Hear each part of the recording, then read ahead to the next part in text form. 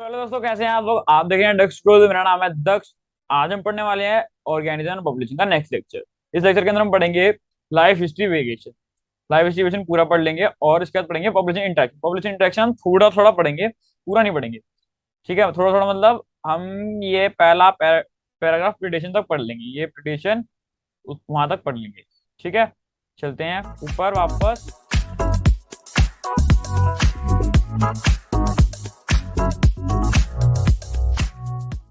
Life history variation. Populations evolved to maximize their reproductive fitness, also called Darwinian fitness. High R value. R आपको मैंने पहले बताया था ऊपर ही, पिछले लेक्चर के अंदर। आपने नहीं देखा है तो आप ऊपर से देख सकते हैं, अंदर आई बटन के अंदर आ रहा होगा। ठीक है।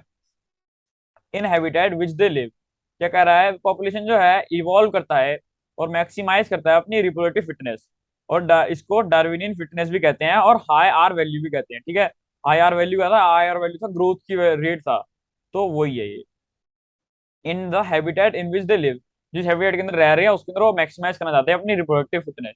ठीक है। Under a particular set of selection pressures, organism evolve towards the most efficient reproductive strategy. ठीक है, वो कह रहा है कि बहुत सारे प्रेशर्स होते हैं उनके पास, वो इवॉल्व कर लेते हैं, लेकिन प्रेशर्स में भी एक एफिशिएंट स्ट्रेटजी रिप्रोड्यूस करने की। आगे चलते हैं। Some organisms breed only once in their lifetime. Pacific salmon fish and bamboo। क्या कह रहा है कि जो थोड़े बहुत, अब इसने एग्जांपल देगा कि पहले इसने एग्जांपल दे दिया कि जो थोड़े एनिमल्स होते हैं वो लाइफ टाइम में एक ही बार करते हैं सिर्फ, जैसे पैसिफिक सालमन फिश और बैम्बू। ठीक है, फिर उसके बाद अगर आप थोड़े और बीड्स पे आ जाओ, मैनी अदर बीड्स, और पूरे लाइफ टाइम के अंदर करते रहते हैं। Most birds and mammals. Most birds and mammals जैसे हम तो पूरे लाइफ में करते रहते हैं रिप्रोड्यूस। ये तो नहीं है कि एक बच्चा होगा तो फिर दूसरा बच्चा नहीं कर सकते, दो तीन कर सकते हैं, करते ही हैं लोग। ठीक है, फिर क्या चलते हैं आगे। Some produce a large number of small size offsprings, oysters, pelagic fishes, while others produce a small number of large size offsprings, birds, mammals। ठीक है, क्या कह रहा है, अब थोड़े बहुत जैसे होते हैं एक लाइफ टाइम में एक वाला, अब इसने बोल दिया कि कोई अपना loss life spring of spring जो है वो एक कर सकता है, स्मॉल नंबर में कर सकता है, या बहुत ज्यादा नंबर में कर सकता है, छोटा कर सकता है, बड़ा कर सकता है। तो उसने ये बोल दिया कि उनका नंबर ज्यादा होता है और स्मॉल साइज होते हैं, वो कौन होते हैं, ऑयस्टर्स होते हैं और प्लैग्निक फिशेज होती हैं आपकी। फिर उसने बोला कि जिनका नंबर कम होता है और लार्ज साइज होते हैं वो होते हैं बर्ड्स एंड मैमल्स। बर्ड्स का आपने देखा ही होगा, बच्चे बड़े ही होते हैं उसके और कम ही होते हैं, और मैमल्स का तो एक ही, एक दो मैक्सिमम तीन चार हो जाते हैं। ठीक है, फिर उसके बाद चलते हैं। So which is desirable for maximising their fitness. अब उनके हिसाब से कोई भी उनके लिए है डिजायरेबल है। जैसे बर्ड्स के लिए यानी मैमल्स के लिए ये वाला डिजायरेबल है, इसे लिखा हुआ है small number of large size और ऑफस्प्रिंग। फिर ऑयस्टर प्लैग्निक फिश के लिए दूसरा है। फिर ऐसे ऐसे कर सकते हैं। ठीक है, तो उन्होंने ये बोल दिया। फिर हम आगे चलते हैं। सो विच इज डिजायरेबल वाला पढ़ लिया हमने। Ecologist suggest that life history traits of organisms have evolved in the relation to the constraints imposed by the abiotic and biotic components of the habitat in which they live। क्या कह रहा है कि ecologist ने suggest करा है कि जो लाइफ हिस्ट्री ट्रेड्स हैं ऑर्गेनिज्म की, वो इवॉल्व करती हैं और उनके अंदर रिलेशन होता है जो कंस्ट्रेंट उनको मिले थे पहले एबायोटिक कंपोनेंट्स में और बायोटिक कंपोनेंट्स में, उनके हैबिटेट में जिसमें वो रहती थी। जिन्होंने बोल दिया, इतना इंपॉर्टेंट कुछ है नहीं है, लेकिन फिर मैंने पढ़ दिया है।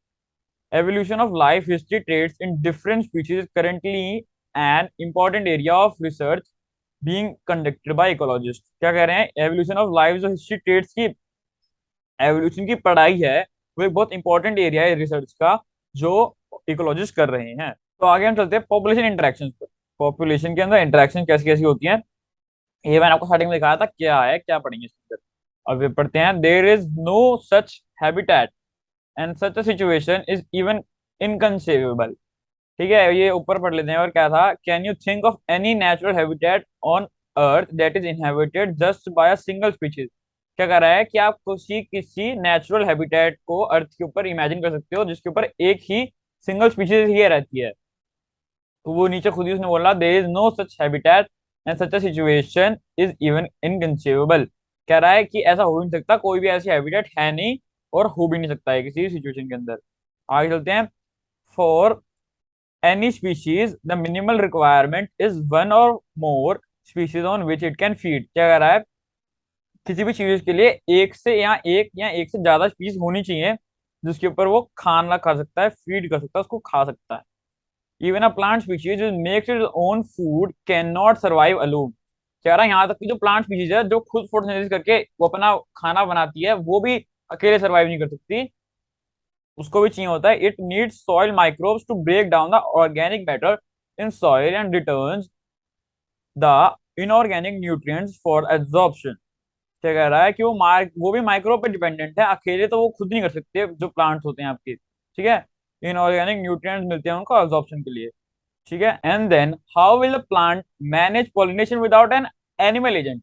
वो कह रहा है चलो ये सब तो ठीक है, एब्जॉर्प्शन तो फिर भी कर लिया एक बार को, लेकिन जो पॉलिनेशन होती है वो किसी विदाउट एनिमल एजेंट की कैसे कर लेगा कोई, कैसे कर लेगा कोई प्लांट। नीचे लिखा हुआ it is obvious that in nature animal plants and microbes do not and cannot live in isolation but interact in various ways to form a biological community. Even in a minimal communities many interactive linkages exist, although all may not be readily apparent। क्या कहना चाह रहा है, ये कह रहे हैं कि कोई भी ऐसी कम्युनिटी नहीं है जिसके अंदर लिंकेज ना हो, इंटरेक्टिव लिंकेजेस ना हो, चाहे वो थोड़े से ही हो, चाहे वो अपेरेंट मतलब ज्यादा यूजफुल ना हो, लेकिन फिर भी होते हैं, ठीक है। ऊपर यही वाला उसने माइक्रोब वाला एग्जांपल दिया कि माइक्रोब प्लांट्स एनिमल्स को साथ में ही रहना पड़ता है, अकेले वो लिव आइसोलेशन में नहीं रह सकते, ठीक है। अकेले रह के वो अपनी बायोलॉजिकल कम्युनिटी नहीं बना सकते, कम्युनिटी साथ में ही बनती है लोगों की। फिर आते हैं interspecific interaction arise from the interactions of populations of two different species. They could be beneficial, detrimental और न्यूट्रल। क्या कह रहा है, इंटर स्पेसिफिक इंटरेक्शन जो हो रही है वो अराइज करती हैं इंटरेक्शन से, पॉपुलेशन की इंटरेक्शन जो हो रही है दो डिफरेंट स्पीशीज में, ठीक है। एग्जाम्पल उन्होंने बोला है कि वो इंटरेक्शन एक के लिए बेनिफिशियल भी हो सकती है, डेट्रीमेंटल भी हो सकती है और न्यूट्रल भी हो सकती है।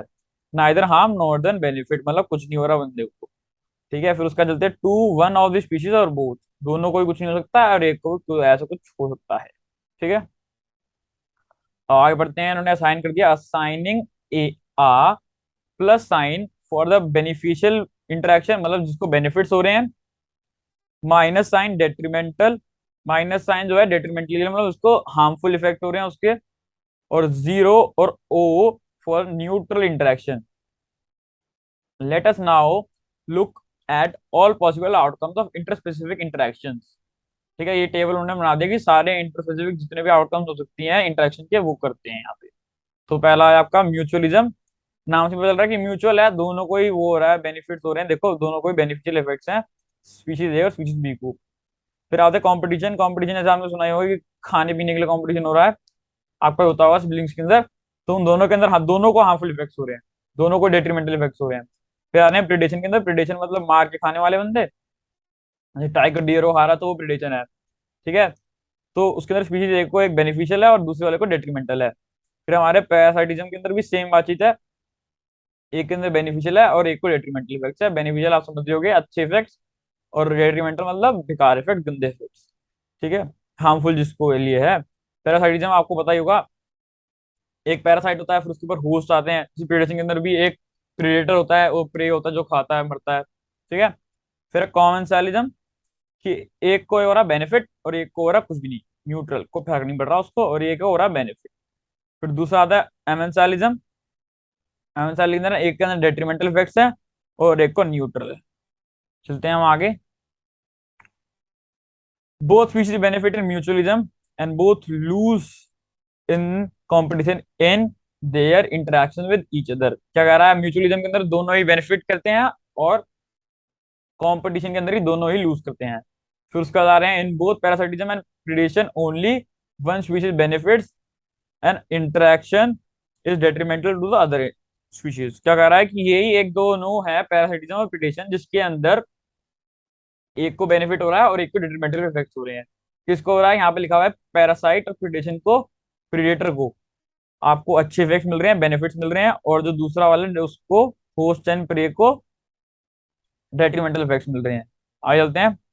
The interaction where the one species is benefited and the other is neither benefited nor harmed is called commensalism. ऊपर पढ़ा हमने, ऐसा इंटरेक्शन जिसके अंदर एक बेनिफिट हो रहा है और दूसरा कुछ नहीं हो रहा, देखो, one is benefited and the other is neither benefited nor harm is called commensalism. Next पे आ रहे हैं amensalism. Amensalism on the other hand, one species is harmed whereas the other, one species harm हो रही है इसके अंदर, one species is harmed whereas the other is unaffected. जो दूसरी वाली है वो न्यूट्रल है, ओ है, कुछ इफेक्ट नहीं हो रहा उसको। आगे चलते हैं प्रिडेशन।